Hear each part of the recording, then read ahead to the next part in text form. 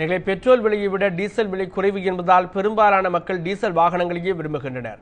Diesel வாகனங்களின் பயன்பாடு அதிகரிப்பதால் ஏற்படும் அபாயம் குறித்து அவர்களுக்கு தெரிவதில்லை. டீசல் வாகனங்களால் ஏற்படும் தீமைகள், மாற்று எரிபொருளை ஊக்குவிக்க வேண்டிய கட்டாயம் குறித்து பூவுலகின் நண்பர்கள் அமைப்பைச் சேர்ந்த ஸ்ரீனிவாசன் மற்றும் இயந்திரவியல் பொறியாளர் கார்த்திக் கூறும் கருத்துக்களை இப்போது கேட்போம். உலகமெங்கிலுமே இந்த டீசல் அப்படிங்கிற கேம்பெயின் ரொம்ப அதிகமாக போயிட்டு இருக்குது.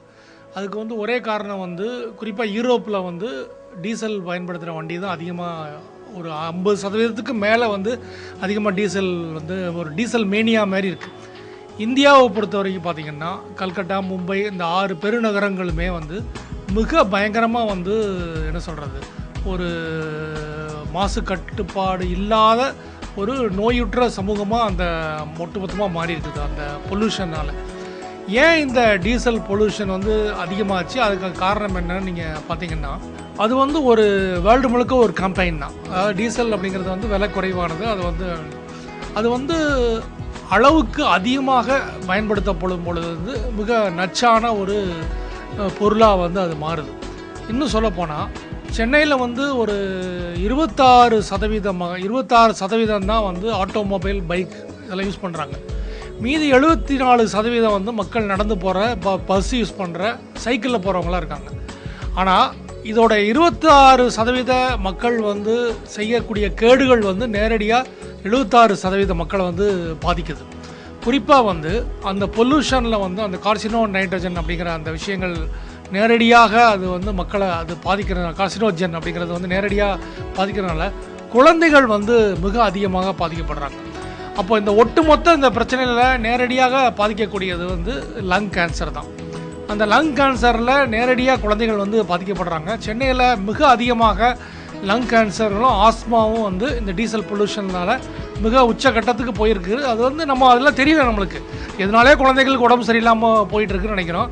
அதுக்கு காரணம் என்னென்னா 2-3 விஷயங்கள் இருக்குது. முதல்ல வண்டியோடைய கட்டுப்பாடுகள் காரணம் இல்லாமல் இருக்குது. அதாவது என்னென்னா, வண்டி எவ்வளோ வண்டி ஒரு சிட்டியில் விற்கணும், எவ்வளோ கார் விற்கணும், எவ்வளோ காரை மக்கள் பயன்படுத்தணும்னு எந்த ஒரு வரைமுறையும் இல்லை. இஷ்டத்துக்கு கார் இங்கேயே கார் ஃபேக்ட்ரி திறக்கப்படுது. உலகம் முழுக்க இருக்க கார் ஃபேக்ட்ரியில் சென்னையில் திறக்கப்படுது. அப்போது ஒரு மிகப்பெரிய பொல்யூஷனை சென்னை சந்திச்சிட்ருக்கு. வரைமுறை இல்லாமல் கார் விற்பனை அப்படிங்கிறது தடுக்கப்படணும். இரண்டாவது நம்ம வாங்குறக்கூடிய டீசல் மிக நிச்சயமாக 50% மேலே கலப்படமாக இருக்குது பெட்ரோல் பங்க்கில். இது நிறைய பேர் சொல்லியிருக்காங்க. அப்போது நம்ம வாங்குறது சரியான டீசல் தானா அப்படிங்கிறதுக்கான டெஸ்ட் பண்ணுறதுக்கான ஆய்வோ, இல்லை இப்போ நான் ஒரு சாதாரண ஒரு வாடிக்கையாளர், நீங்கள் நல்ல டீசல் தான் போடுறீங்களா செக் பண்ணுறதுக்கு எந்த ஃபெசிலிட்டியுமே கிடையாது. இந்த கலப்படமான பெட்ரோலை தான் நம்ம எல்லோரும், கலப்படமான பெட்ரோல் டீசலை தான் நம்ம பயன்படுத்துகிறோம். அப்படி பயன்படுத்துகிற டீசல்னால தான் லங் கேன்சர் வருதுன்னு ஆய்வுகள் உறுதியாக சொல்லுது. இன்றைக்கி உலகம் முழுக்க இந்த திட்டமிட்டு இந்த டீசல் மேனியா பரப்பப்பட்டிருக்கு. இன்னும் சொல்ல போனால் அந்த டீசல் தான் பெரிய யுத்தங்களுக்கும் பெரிய நாடுகளோட சண்டைகளுக்கும் காரணமாக இருந்திருக்கு. அந்த டீசல் மேனியால் நம்ம வெளியே வரணும். குறிப்பாக திட்டமிட்டு இந்த டீசல் விஷயங்கள் விலை குறைவாக இருக்குங்கிற ஒரே காரணத்துக்காக கண்மூடித்தனமாக அதோட விற்பனையை அதிகரிச்சிருக்காங்க. டீசல் காரோட விற்பனை, இதுக்கு எந்த கண்ட்ரோலுமே இல்லை இருக்குது அரசாங்கத்தில். இதுக்கு நம்ம மாற்று எல்பிஜி கேஸ் இருக்குது, நிறையா வேறு விதமான கேஸ் வந்திருக்கு. இன்னும் சில இடங்களில் பயோ கேஸ் கூட பயன்படுத்துறதுக்கான வாய்ப்பு இருக்குதுன்னு சொல்கிறாங்க, நேச்சுரல் கேஸஸ். ஸோ இந்த மாதிரியான மாற்று எரிபொருளையும் நம்ம தொடர்ச்சியாக யோசிக்க வேணும். எலக்ட்ரிக் விஷயங்கள், எலக்ட்ரிக் கார், இந்த மாதிரி மாற்று எரிபொருளையும் நம்ம பயன்படுத்த கற்றுக்கணும். இப்போ பார்த்தீங்கன்னா சென்னை சிட்டிஸில் நம்மளுக்கு காரோட புழக்கம் தான் அதிகமாக இருக்குது. ஏன்னா பஸ் ரேட்ஸோட எல்லாமே ரேட்ஸ்லாம் அதிகமாகிடுச்சு. ஸோ பீப்புள்ஸ்லாம் பார்த்தீங்கன்னா இப்போ மைலேஜ் எது அதிகமாக தருது அதை நோக்கி தான் போகிறாங்க. பார்த்தீங்கன்னா இப்போ டீசல்ஸ் காசு தான் நிறையா செல் ஆகுது.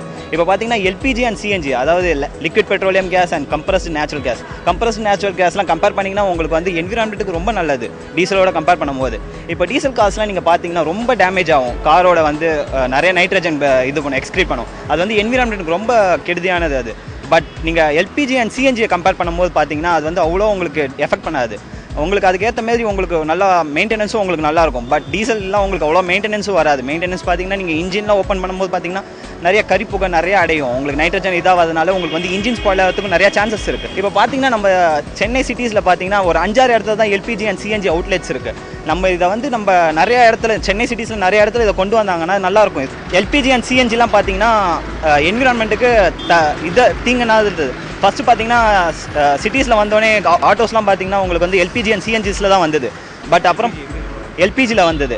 எல்பிஜியில் வந்தோடனே பார்த்தீங்கன்னா உங்களுக்கு வந்து நிறைய அவுட்லெட்ஸ் இல்லை. அதனால் அவங்களுக்கு வந்து பார்த்தீங்கன்னா நிறைய நேரம் ஆட்டோ ஓடாமல் இருந்தது.